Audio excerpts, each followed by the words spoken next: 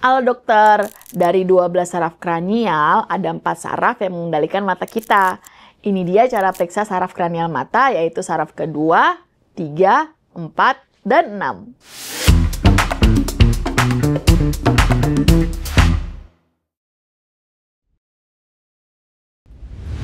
Saraf kranial kedua, pemeriksaan visus.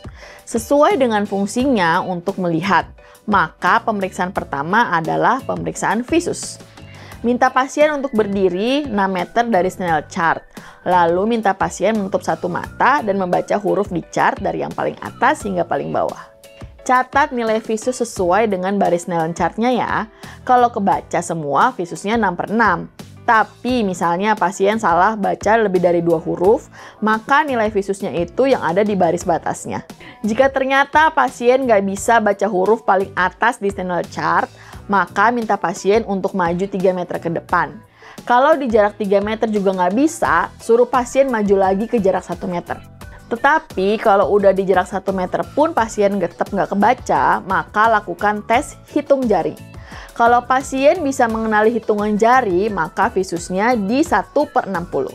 Nah, kalau pasien tetap nggak bisa lihat hitungan jari, coba lambaikan tangan. Kalau pasien bisa mengenali arah gerakan lambaian tangan, berarti visusnya di 1/300. Kalau pasien masih juga nggak bisa kenalin gerakan tangan, maka coba sinari lampu ke mata yang diperiksa. Kalau pasien kenalin, berarti visusnya di 1/tarter hingga persepsi cahaya positif. Tetapi kalau pasien juga nggak bisa kenalin cahaya, berarti tes visus ditulis no light perception atau NLP. Oke, selanjutnya pemeriksaan kedua untuk cek fungsi saraf kranial 2, yaitu cek lapang pandang. Seperti yang kita ketahui kalau saraf optikus itu menyilang di titik chiasma optik. Saraf kranial 2, pemeriksaan lapang pandang. Untuk tes lapang pandang, kita perlu duduk berhadapan dengan pasien dengan jaraknya 1 meter. Kemudian minta pasien untuk tutup salah satu mata. Kita juga tutup salah satu juga. Kalau pasien tutup mata kanan, berarti kita tutup mata kiri kita. Minta pasien lurus ke depan. Terus kitanya pakai jari tangan gerakan dari perifer ke sentral. Minta pasien untuk kasih tahu kita kapan jari kita sudah terlihat.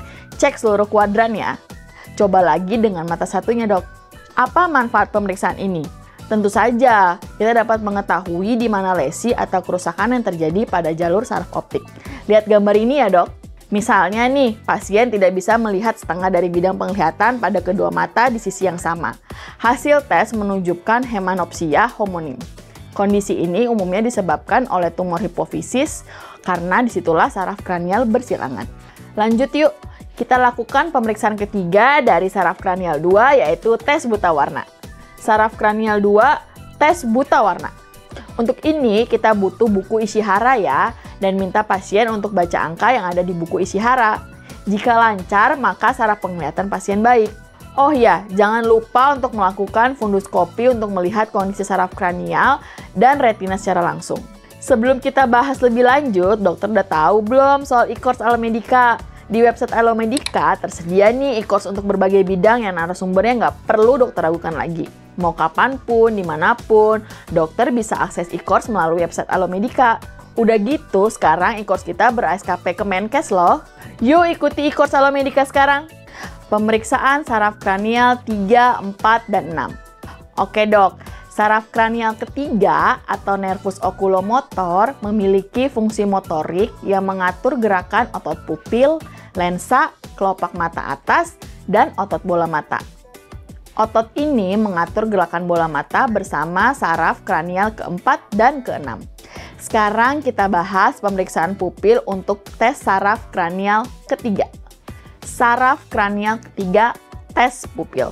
Pertama, kita suruh pasien lihat jauh, terus kita cek pupilnya, kita lihat ukurannya, bentuknya, dan apakah simetris nih pupil kanan dan pupil kiri. Ukur diameter pupilnya pakai penggaris. Kemudian kita ukur 2 kali dalam kondisi ruangan terang serta redup. Kedua, kita cek refleks pupil langsung dan konsensual menggunakan penlight ya. Jadi kita sinari mata dengan penlight. Nah, pupil yang langsung kontriksi saat disinari itulah yang dibilang dengan refleks pupil langsung. Sekalian juga lihat mata satunya. Kalau dia ikutan kontriksi, berarti ada refleks pupil konsensual. Kalau abnormal, artinya apa nih dok? Ada 4 kemungkinan pupil yang tidak normal. Yang pertama, miosis atau pupil yang mengecil yang dapat disebabkan oleh sindrom Horner, miosis farmakologis seperti akibat opiat atau sinekia posterior. Yang kedua, midriasis atau pupil membesar.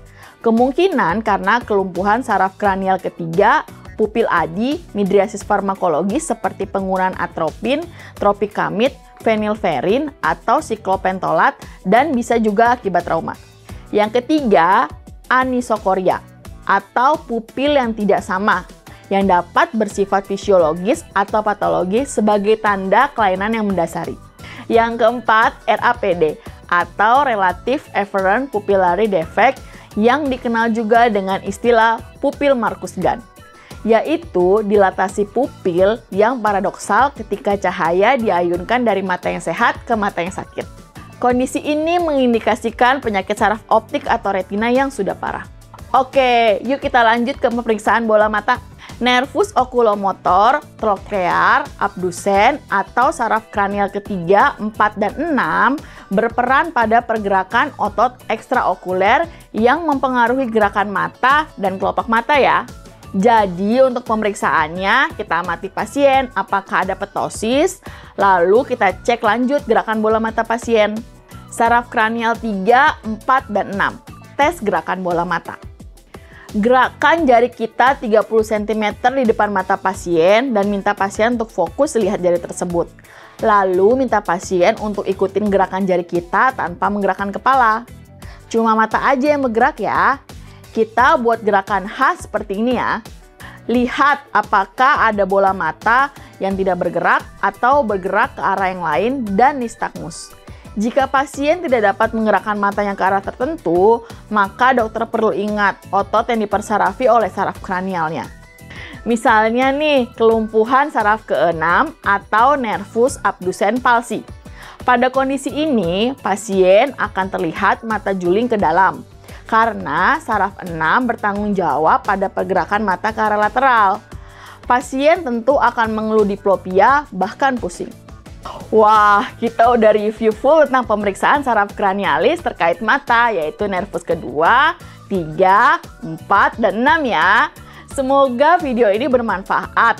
Like dan share video ini ke teman-teman dokter ya. Jangan lupa subscribe channel Alomedica dan nyalain lonceng notifikasinya. Jadi dokter Anda dalam genggaman. Salam Alomedica.